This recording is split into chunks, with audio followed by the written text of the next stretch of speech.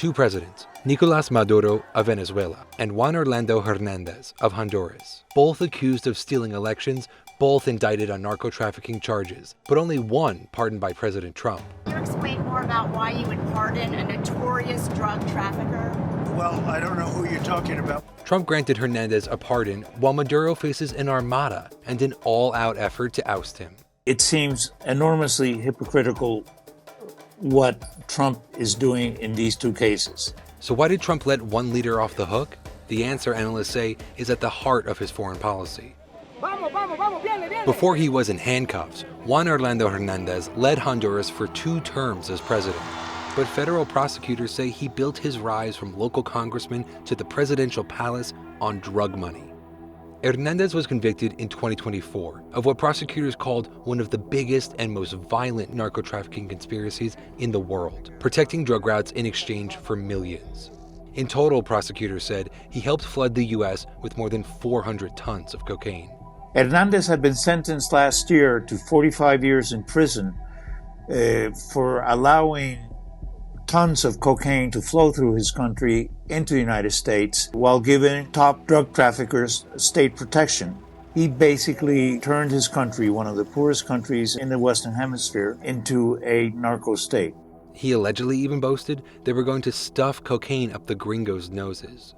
Prosecutors also won convictions against his younger brother Tony, a former lawmaker, his national police chief, and his cousin, also a high-ranking national police official.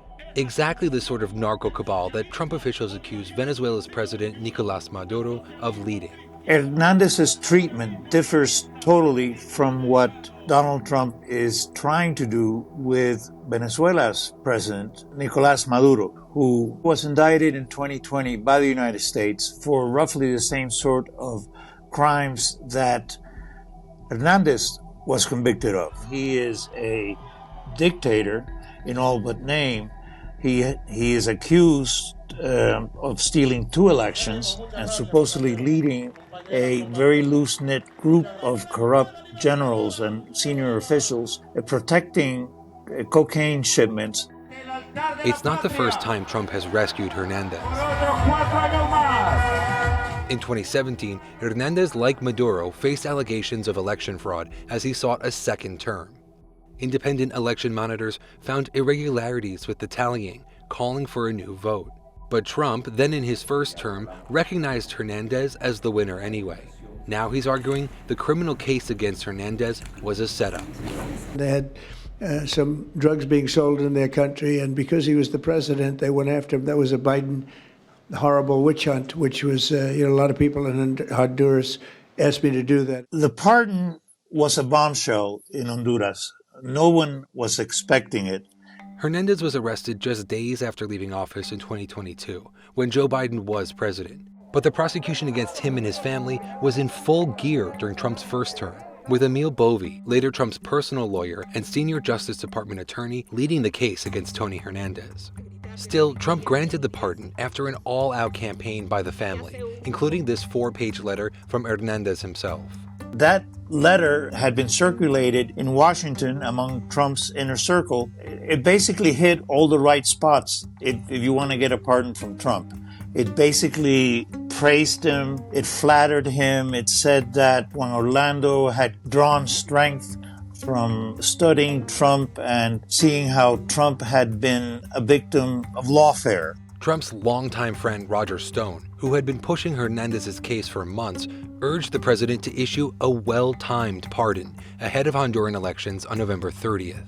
I was delighted about 3 hours after I sent a copy of this letter to President Trump to read on Truth Social that he had announced the full and unconditional pardon. 2 days later, Hondurans voted.